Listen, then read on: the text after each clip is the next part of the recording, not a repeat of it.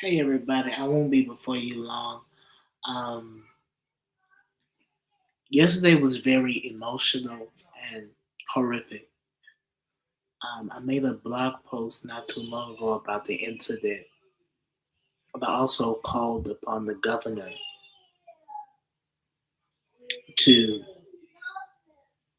be honest with the fact that he has placed his Second Amendment beliefs over the rights of human beings.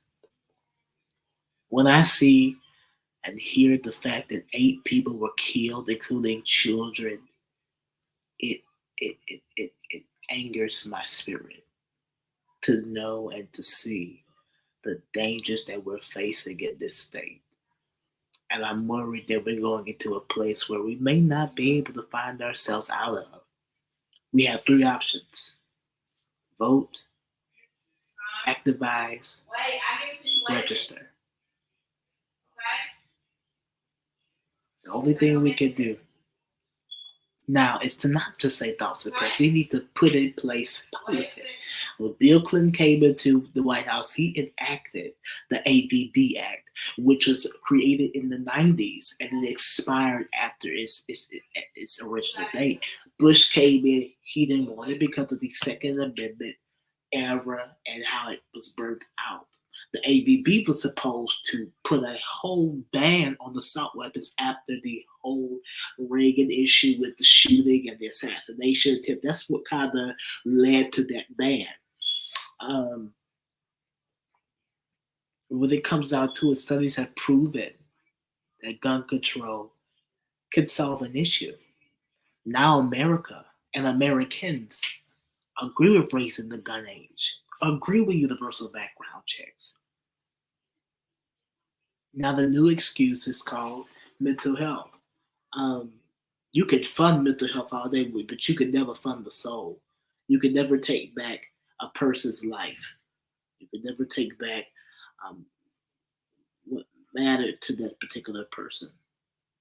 You can never take it back. And so we must strive every single day to make our country better.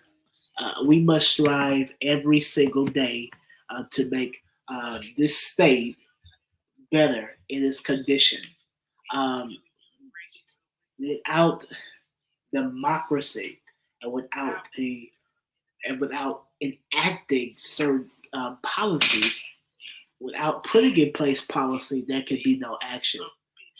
Um, so the only way you can enact a policy is when you can not be so partisan. Um, People have said that gun control cannot solve the issue. People have stated that gun control cannot solve a particular forecast. It can never bring back a life, but it can change the trajectory somehow.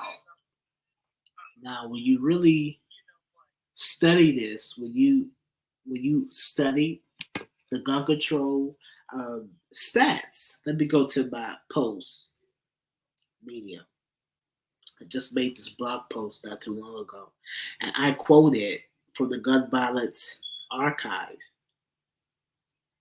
It says a total of 14,600 people have died from gun violence so far this year as of 2023.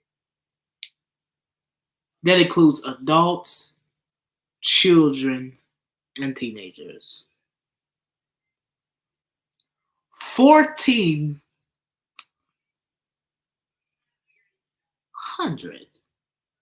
14,000, 14,600 have died so far.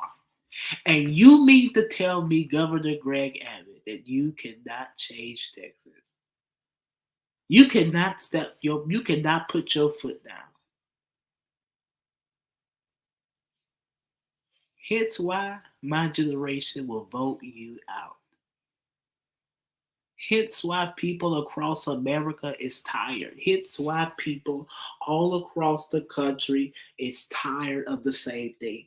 Tired of having to go identify their mothers and their fathers in a body bag. Tired of having to go to the morgue over the simplest, stupidest things. Can't even go to a mall, the places of worship. You can't even go to school without worrying about getting shot. You can't even go to a community park without worrying about being shot. Things like that becomes a hesitant issue. And what matters the most, and what should matter to people in general, what should matter to people in general is about saving the well being and the majority of Americans. The majority of people, the majority of people,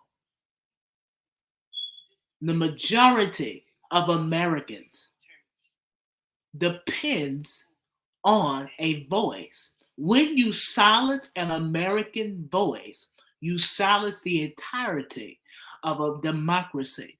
You can't expect people to vote when you silence them continuously.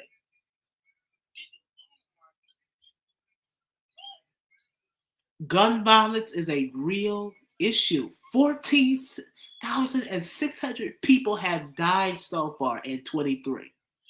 That includes teenagers, children, and adults. 8 people died yesterday in my state.